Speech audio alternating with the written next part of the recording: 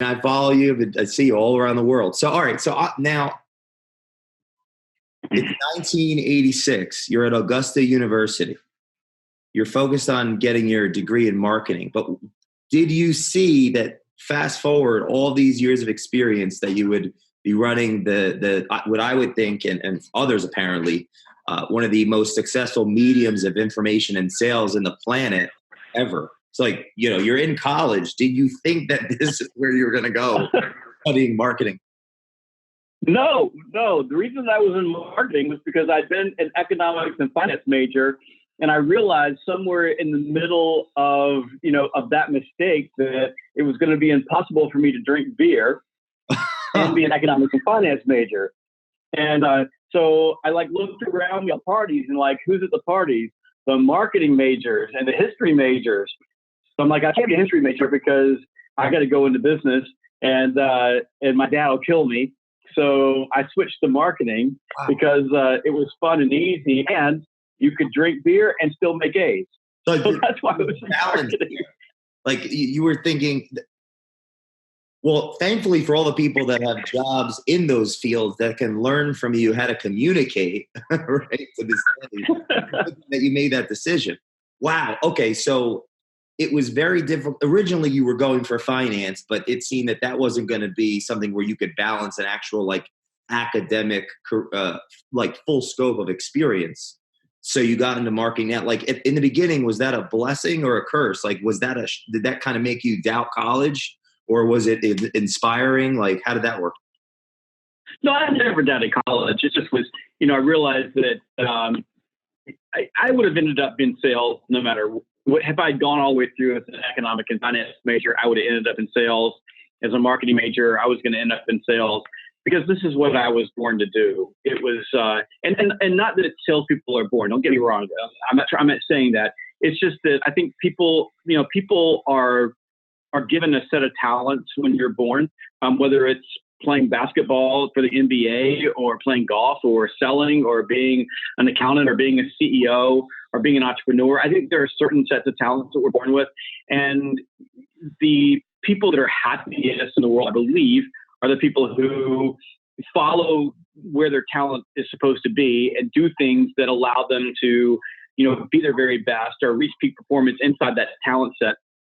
And it's also something that I was just good at. Even in high school, when I was on the high school yearbook, just because there were a lot of girl high school yearbook and I wanted to meet girls, but I joined the yearbook and we had to sell ads, and the quota was $300, and I sold $3,000 in ads and ended up running the yearbook. Even then, it was just easy for me to go out and ask people for money. So I tease about the marketing thing, but I really did. I was in a finance class. I was like, this sucks.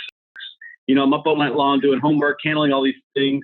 And for me, I much more enjoyed the creative side of things. And of course, back then in university, they didn't really teach you sales. There was a sales ethics class, which basically told you that salespeople were bad. But it was that, and I sold stuff all the way through college. I had a job and worked and immediately, because I was good at selling and because I was doing that when I got out of college, I was making 4 to 5 times more than all the people that I graduated with, because I was able to move right into jobs where I was able to create variable income called commissions. In college that you kind of transitioned, because you didn't start working at the Learning Academy, La Petite, until 1998. So in between there, you were working at Wharton, you said? No, I had a series of jobs in college, and I worked for the newspaper. I worked for a printing company. I started my own business. I sold credit card machines. I sold apartment rental. I worked for Nutrisystem right out of school. Wow. And then I went to work for Aramark. So I worked for Aramark for almost 17 years. And I'd left Aramark briefly and went to La Petite Academy as their head of sales in my 30s, several years later. But I was in college for a long time. I was like Van Wilder. They had to kick me out. Well, there's books right behind you. I always see you reading. That's always drawn me to you and your content as I followed you for all these years from someone that actually. Yeah, there's a huge bookshelf behind me. I love it. Yeah, so I'm in my library. So this is a library. Every time you post a video on Facebook or social media and it's about reading, I remember I saw you talk. You were at Gandhi's library in India. Yeah, I was in Gandhi's library in Mumbai. That was one of the coolest things I've ever done, because that was on Gandhi's birthday. So the whole nation of India is celebrating Gandhi's birthday, and we got to go in with my camera crew into Gandhi's house and sit in Gandhi's library. And, you talk about reading, if you went through his library and saw all the stuff he read, Gandhi is known for being a pacifist who basically helped India gain its independence. But if you looked at what he read, the books that he read were spanned like wide. Like he read things that would not necessarily be something you would think, but it tells you a lot about man, because the man didn't say, and this is one of the problems I think we have today, and this is not about sales, but this is society in general, is we tend to only pay attention to the channels that support our beliefs. Right? So you talked about objections. Yeah. So, but what Gandhi did was he read everything. So there may be things that didn't fit with his beliefs, but he read them so that he had a wider view of the world. And I'm doing the same thing. I'm reading a book right now that there's part of the book that just makes me like I'm cringing, because it's so the anti or the opposite of what I believe. And it's not a sales book, but I'm reading it because it's a great opportunity to see another perspective and to expand your horizon. And by the way, if you're in sales, having a good list of reading material from the Wall Street Journal, which I read every single day. The first thing I do when I wake up in the morning is I open the Wall Street Journal and I read, to books about the world and economics and how people operate and computers and AI, all those things. And then it goes listen to podcasts, listen to books. It makes you go around it. That when you're meeting people, you have the ability to flex and contact. You're able to pick up patterns, see things that they don't see, or to, if they start talking about something, there's this piece of you that said, I read that, I've heard that before.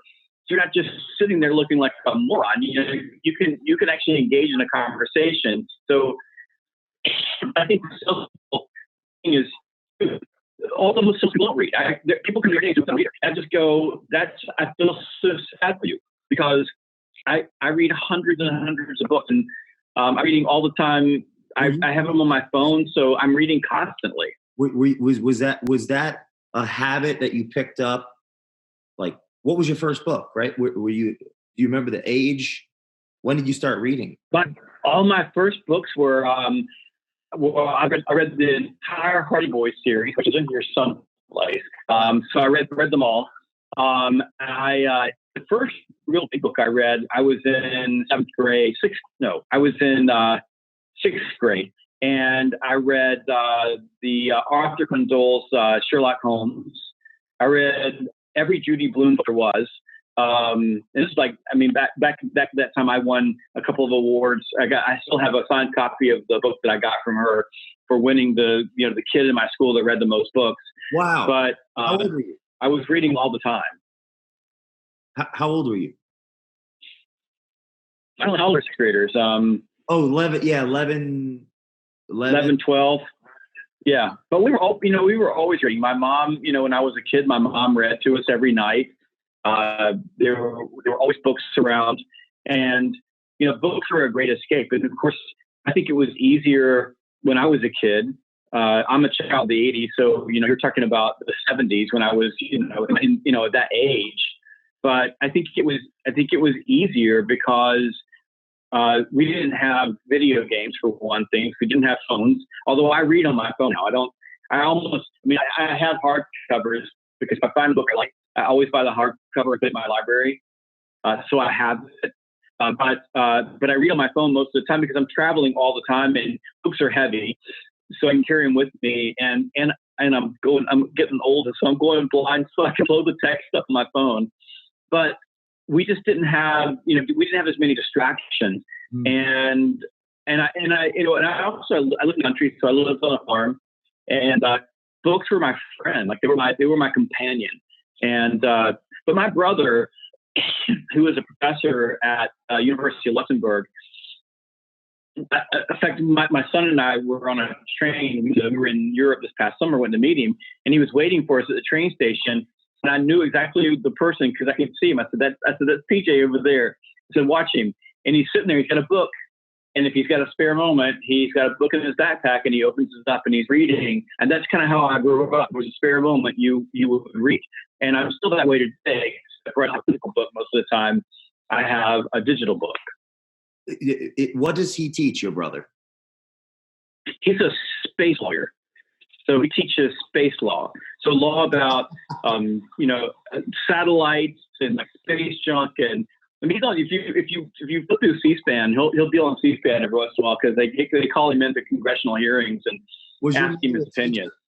Was your mother a teacher? Your mother, was she a teacher? No, my mom was a nurse. My dad, an attorney and a judge.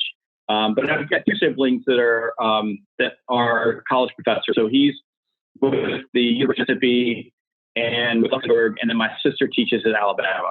Well, I believe, and I've attempted to read and learn and think through many people in your industry's literature, that you have the most academically inclined, thought-provoking prose. When it comes to that's my prose. That's great. No one has ever accused me of writing prose before. I love that.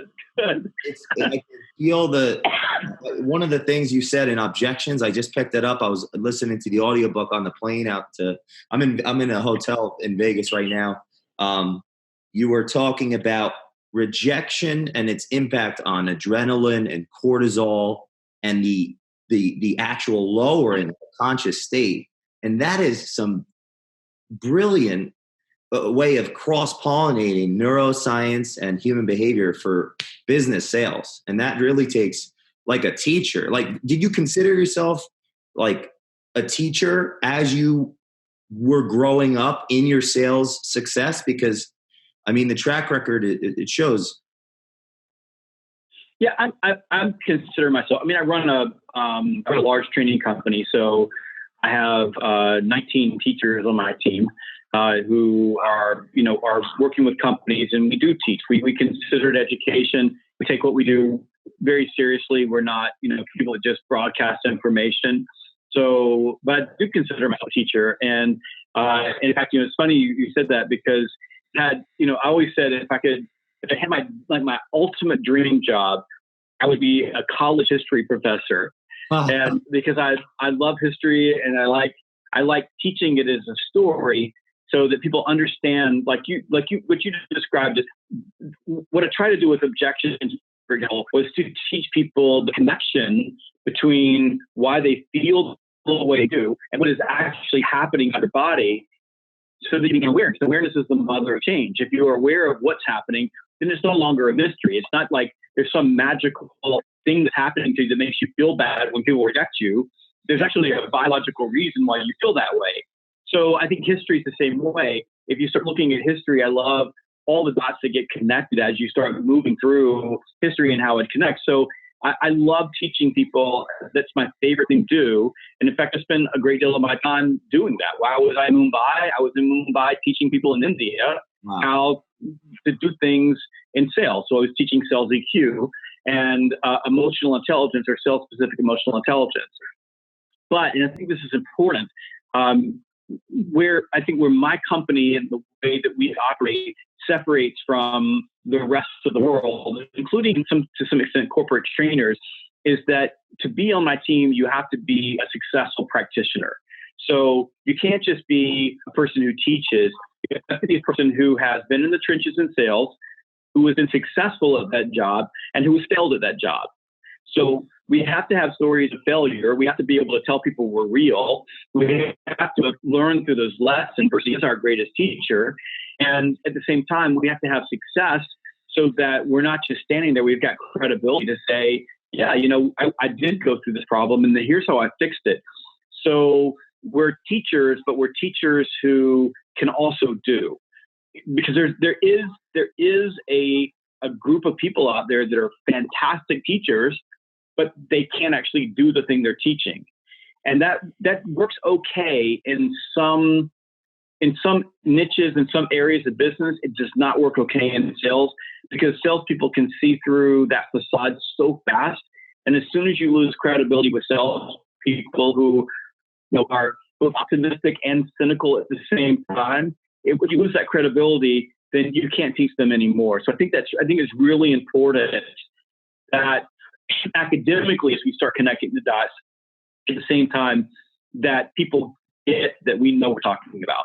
So your system of actually enrolling individuals to be on within your culture on your team, to then train them to be the teachers of your education. Your process is actually taking potentially old dogs who have tricks, using that as how they've proven that they can do it. They have armor in a sense.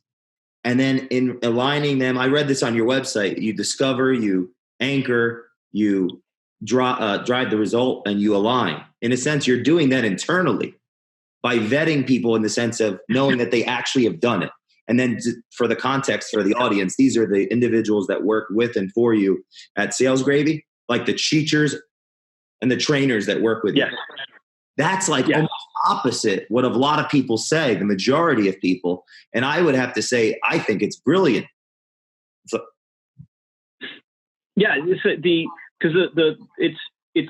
and look, you can't just be someone who can sell and not teach, because there's people who can sell. There's savants out there that can sell, but they can't teach. And I know how difficult it is. When I wrote Sales EQ, the hardest part about that book was it was taking the savant side of sales. Why are people ultra performers? And getting into my own head and putting it into a format that I could understand. It made sense and was systematic. So you can't just bring on a savant that doesn't have awareness of why they're a savant. You have to bring on savants that have great awareness of why they're good at what they do, and then are able to connect into our system and teach that system.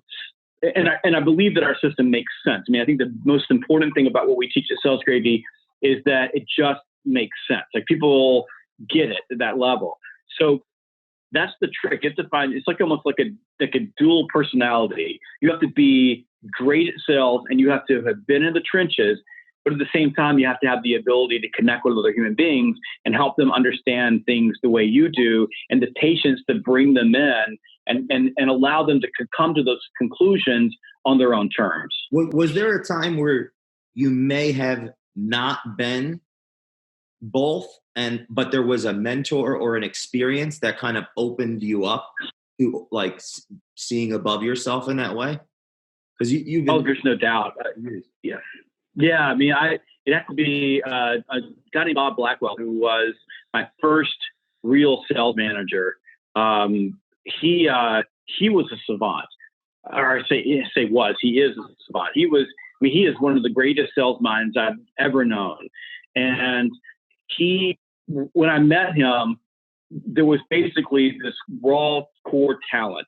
I'd been able to sell. I'd been selling stuff for a while, and he hired me and moved me from being a more transactional, let me go meet you, close it, come back, to working on much bigger accounts that require a long process, strategy, thinking through all the stakeholders. And he's such a brilliant mind. So what he did a great job of as a mentor was challenging me. So I'd walk into his office and say, I've got this, or I'm going to do this, or I'm going to close this deal. And he would be firing questions at me most of the time that I couldn't answer. So it would be a little bit embarrassing, and I have to go back, and come back in and try it again and try it again and try it again. So what that did was it taught me adaptability and flexibility in the moment. So a lot of the things I teach are around frameworks. So frameworks are a set of rails that you can run on that allow you to shift inside a context. And I got a lot of that from Bob, because I understood that there was a system to run on, but the system had to shift based on the context. So what he did was he helped me become aware of what I knew internally. And I do believe, by the way, most people know what to do. They just can't see it. They can't talk about things that are scientific. We're not talking about how to go build a computer program. How to build a computer program. Most people know how to do it with human beings because we're human beings. We can't see it because we overcomplicate the process, which, by the way, is called Friedrich's Law, which says that it's easy to take something that's simple and make it complex, which is what most human beings do.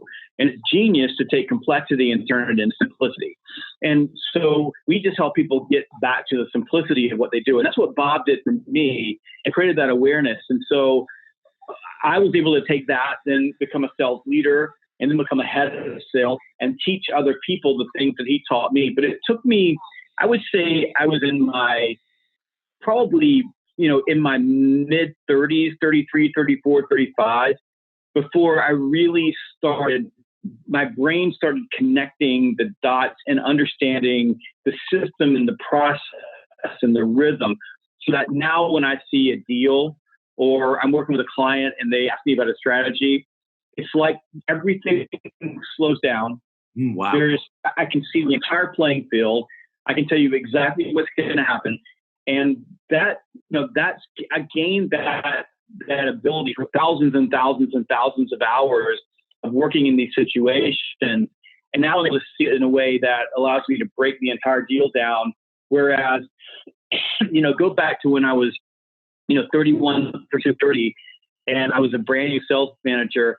I knew, but I couldn't explain to other people what I knew. I just knew. Like I knew a deal would close. I knew it wouldn't close. I knew the stakeholder was saying the truth. I knew that stakeholder wouldn't be truth. So intuition I had, but the ability to break it down and explain it to another person, I didn't. But when I got to in my mid 30s, when I was running a huge sales team of 1,000 people, and I had time to think, and I started getting more maturity and more learning. Then I had more time to teach. Then I started learning how to put it all together. And so it is. I think it is a process, but I wouldn't have gotten here. There are a couple of people in my life.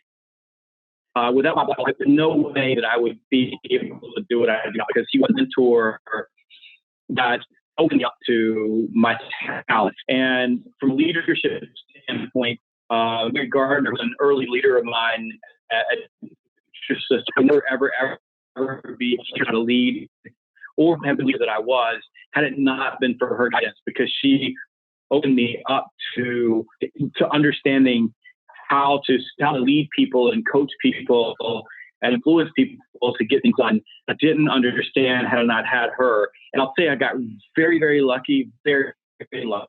It was early on because I just had one good leader after another that I worked for who had always been able to pull the best out of me. And I know a lot of people end up working for a lot of bad bosses. And maybe it was because I did have a couple of bad bosses that just got away from them really quickly. But I think I just got fortunate that I had those leaders and the awareness that I had people who cared about me, and I was willing to accept and take the coaching. And even though it was painful at times, that created the company and everything that I have now. If that makes any sense. Were those mentors a big part of why you started writing? Because was your first book after the recession? Was it How to Outsell the Recession, or was there one before that? There was one before that. So the first book I wrote was a book called Power Principles, and I wrote that book I started the book in 2006, I wrote it in 2007, and I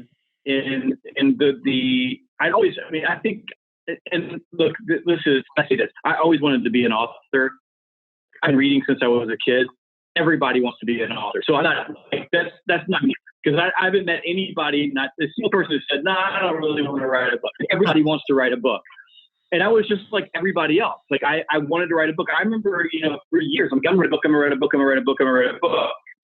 And in 2006, I had a huge sales team, and I put together this big sales meeting for the sales team. And the sales meeting was in Palm Beach, and I hired Rudy, the guy from the movie, coming to be our keynote speaker. And it was I'm the head of sales, so I get to get on stage and give a keynote speech, which I've always stood on stage. I mean, I was always on stage at every meeting. They always put me on stage to have me speak. So I get on stage and take the speech on power principles. And the power principle for 5 principles that need to have me good, good at what we do. And I got Rudy. And then when I got off stage and Rudy got off stage, he came up to me to shake my hand. I'd hired him. He was graciously shaking my hand. And he gives me this big bear hug. And he says to me, "You need to do something with that." Wow. And it was like that moment that I was like, I need to do something with this. So I went home and I sketched out what the book would like. And I started writing in late 2000. I published the book in the spring of 2007. It's an okay book. I mean, at the time it was my masterpiece. I mean, I worked so hard on that book. Like I just killed myself. But today it's not the same type of writing that I do today. But that, again, the more you write, the better you get at writing. Well, yeah, I mean, at the time, I had 10 books, and you have an 11th one coming out, right? Business, selling strategies. I think I have all of them. It was People Buy You, How to Outsell the Recession, People Follow You, People Love You, Objections, Sales EQ, Fanatical Prospecting Playbook, Fanatical Prospecting Military, right? And I'm missing one, Inked. Yeah, Ink's coming out next. Not a lot of people like you in this space of personal development. I just, there's so much brilliance in cross-pollinating academia and personal development. And I think the world really needs that. So, I mean, that's just, I could talk all day, So you did the book, and then Sales Gravy, you were the vice president of sales, or it founded around 2007. Was that like the inception of salesgravy.com after the book came out? No, so I had the idea to write the book, and then I did enough reading online because I started researching, being an author, selling a book. And a lot of authors are just delusional. And sadly, you can't be delusional and successful at the same time. So there's so many people believe if you write a book, all of a sudden people are going to buy your book. And the truth is that 95% of books fail. When I say fail, 95% of books lose money. So if people write a book, they publish a book. If you publish a book on your own, 12 people are going to read your book, and one of them's going to be your mom. So it doesn't work that way. And by the way, only about 1% of books are what you would consider to be successful, and only about 1/4% of books would be considered a bestseller, even though I call them a best-selling author.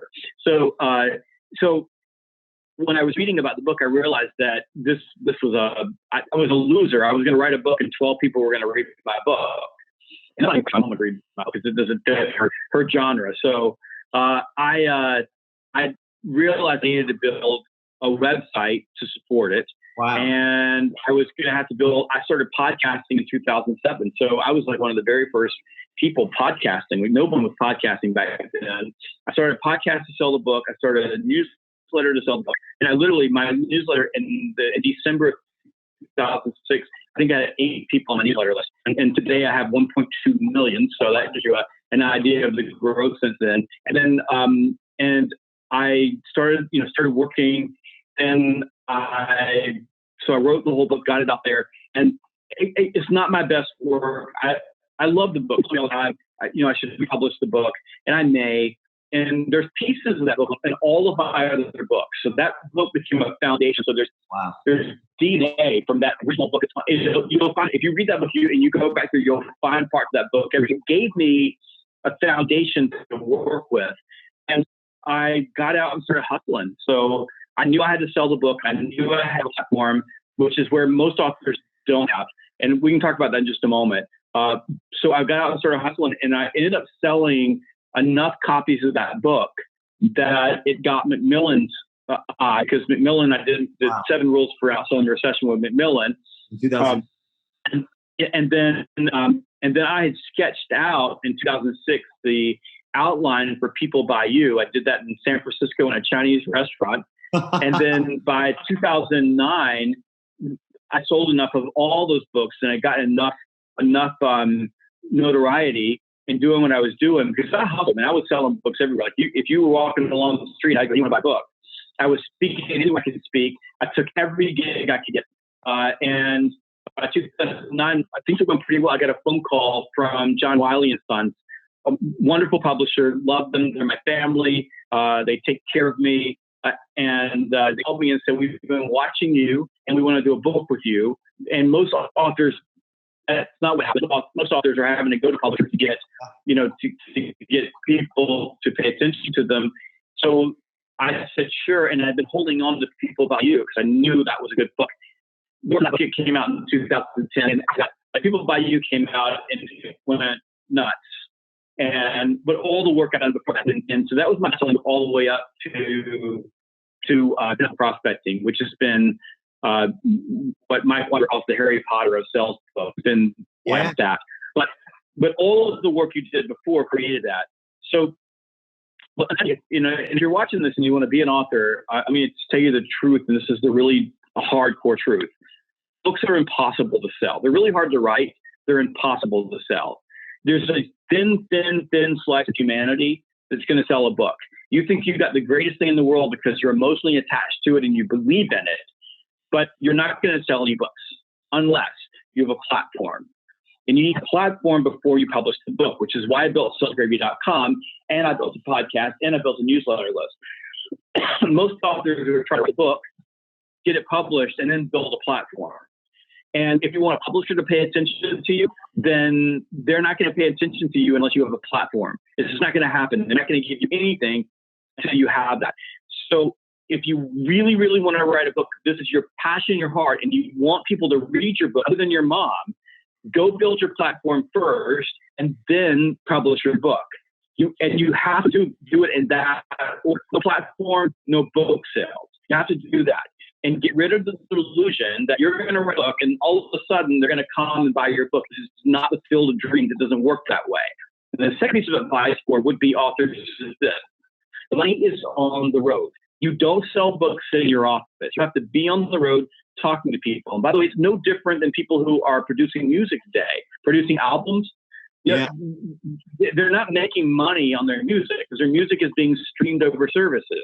I don't make money on Kindle Unlimited. No, I'm at the point now with 10 books published that I make enough money on my royalties that I could live on those royalties. But I'm such a tiny, like I'm in the top 0.5% of authors that can live off royalties. No one can do that. That's written one book. Money's on the road, which means you got to get on the road. And how many nights do I spend on the road? Last year, I spent 311 nights in a hotel room, and that creates enough royalties that I can live on. Wow. I make many times the royalties in speaking fees and training and building a training group. So I hate to splash cold water in people that want to be authors, but that is just the truth. And if you have a book and you want to write it, it's cool. Write the book. Get it out of yourself. Go self-publish it. Create space on Amazon's a great place for that. But change your mindset about it. Write it because you want to write a book. Don't write it because you think 1 million people are going to buy it. If you want people to buy your book, then be prepared to hustle and be prepared to get out there on the road and search and pay for it and grind and fly in a middle seat on an airplane at Des Moines, Iowa at midnight in a thunderstorm, because that's where you had to go to sell 10 books that day. You have to do that. And if you do that over and over and over again, if you repeat that, so I've been doing this for 12 years now. If you repeat that, then, in 12 years and you keep writing, then maybe you can go up first class, which I have. And, you'll have a lot more freedom, and you'll have a publisher that is cool and works with you and says, what ideas do you have? How many more books? But until then, you're going to have a publisher saying, this is what the cover is going to look like. This is what the title is going to be. This is when it's going to go out. And by the way, the publisher's not going to give you any help. You're going to do it on your own. And that's what you're going to have. But it's the grind, it's the process, it's the hustle every single day, one book at a time, one book at a time, that builds the case for why more people should buy your books. That is it. It seems that listening to you, there's an immense energy, a purpose that came before the writing. So which the intent was that you were writing for a purpose that came from a deeper place than I just want people to buy it. It's like you were writing it because you had a purpose, and then you thought backwards for how to create attention towards it. Would you agree with that, or was it? Yeah, that's fair. First of all, I write books for me. So when I write a book, I write the book that I want to read. And I'm, I've read so many sales books, and I get new books sent to me every single week. So there's an author that's written a book and they want to send it to me, and that's, that's fair because I see why people want to do that. And so I've read them all, and some of them bore me to tears. A lot of them are the same old things that are just, said in a different way, which also is fair because it's not like there's like new things happening. We always say sales is different, sales is new, but it's the same stuff and the same formula and just different ways of saying them. So what I strike out to do is write a book that I want to write. So I first write a book for me, and I write because I have to. I don't have a choice. I feel compelled to write. I enjoy writing when I have time to write. So I do that, but I do not believe that people are going to buy my book.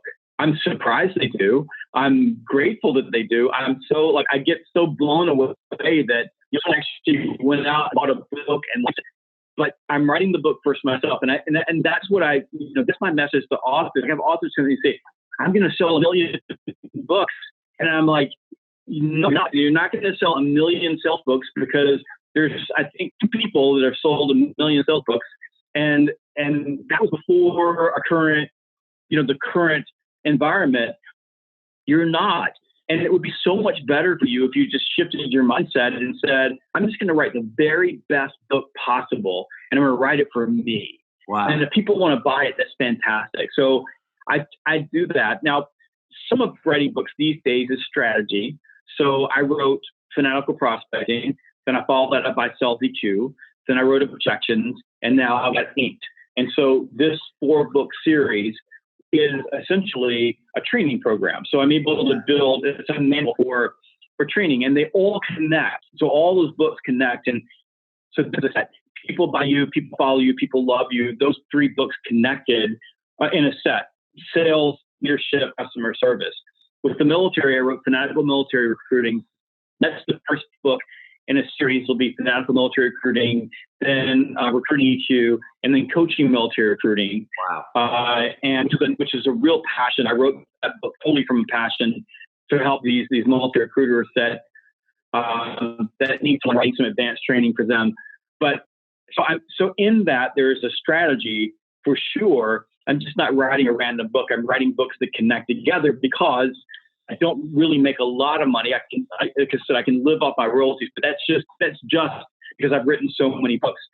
But we make money as a company by providing training. So if we're writing for the training, people who read the book say, hey, I want more. And they call us and they hire us. So we were able to take the book and turn a $20 book into $1 million engagement. And that happens all the time. So there's a process for this. And so I think it's a little bit of both. You have to have a passion. You have to write books for yourself. You have to think about what's in the marketplace. We were, way ahead of the curve with Fanatical Prospecting. We were way ahead of the curve with Objections.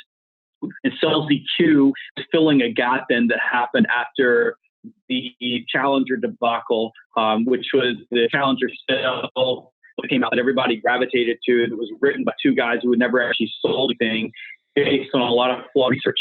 And because CEB owned Challenger at the time, and they had a big customer, it was easy for them to drop that into those customers. And even though there are people who will be listening to this who would say to me, well, Jeb, that we love Challenger. It's great. It's great. It's great. Everybody loved Challenger. When you read it, it was great. Look, I don't really have to have a lot of relationships. I can just go tell people what to do. That's great. I can get rid of all the part of sales that make me uncomfortable. But the reality was that most companies, except for a handful that Challenger used as, here's the example of a company.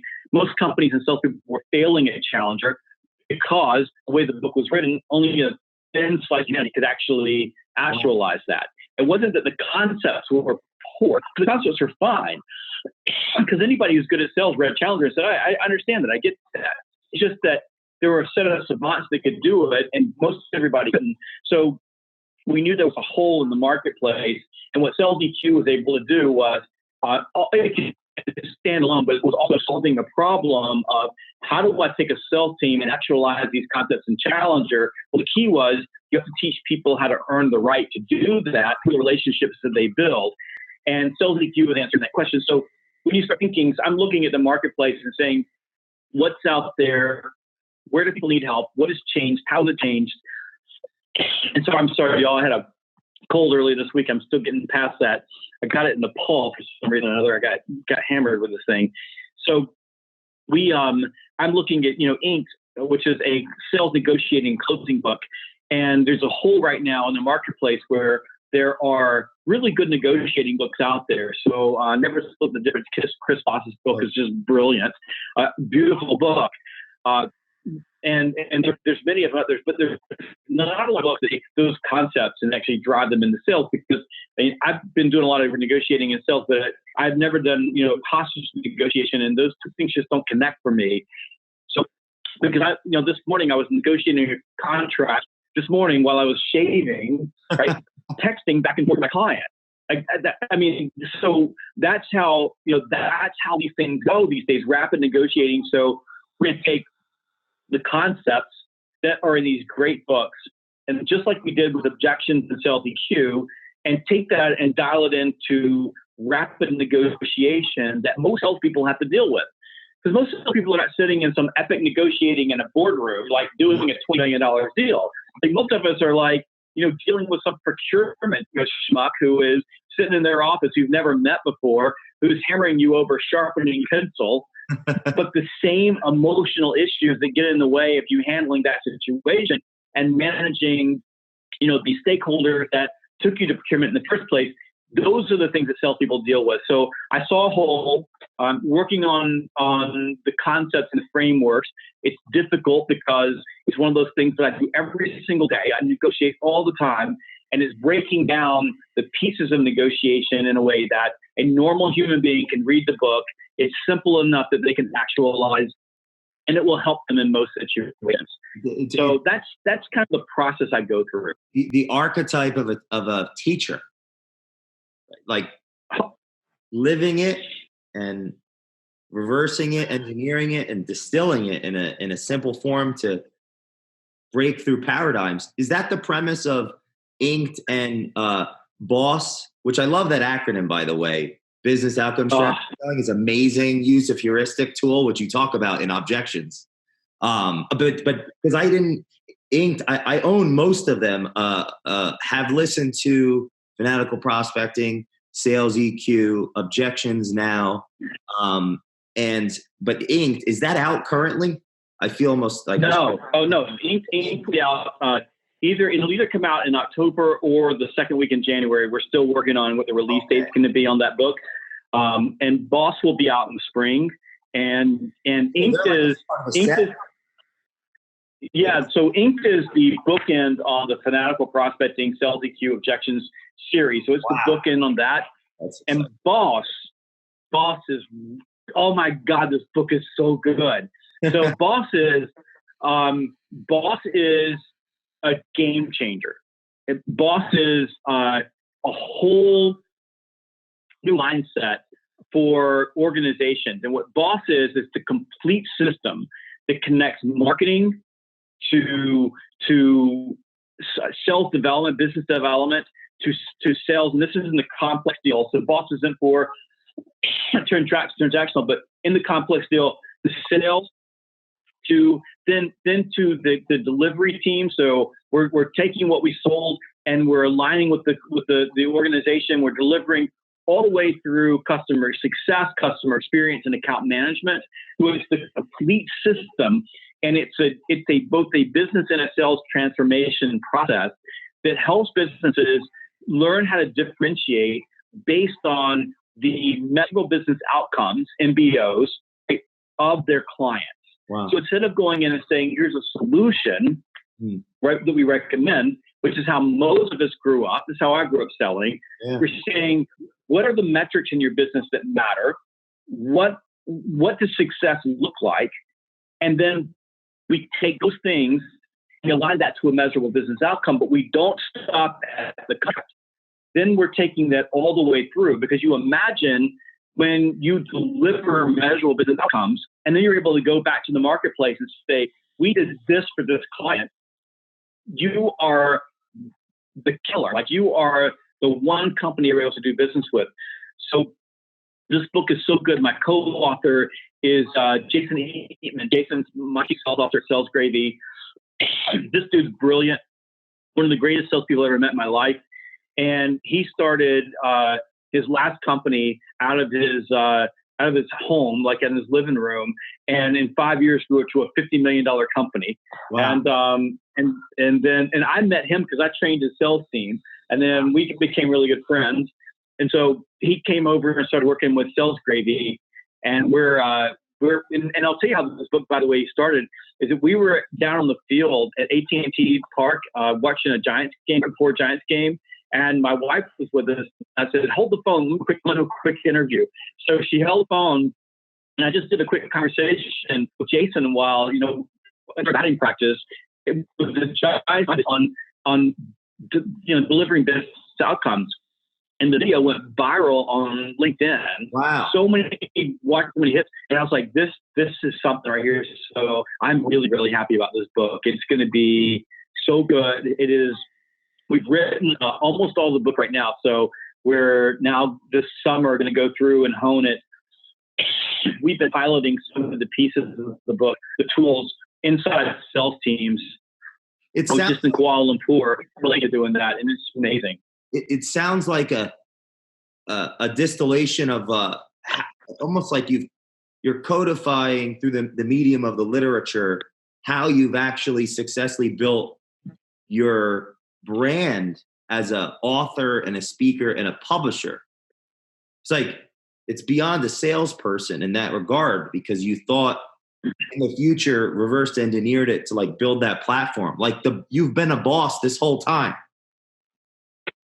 I love that you're saying it too, by the way. I love that you're saying be the boss. Because that's the best acronym, heuristic. Everybody wants to be a boss. That's why we're addicted. We're addicted, right?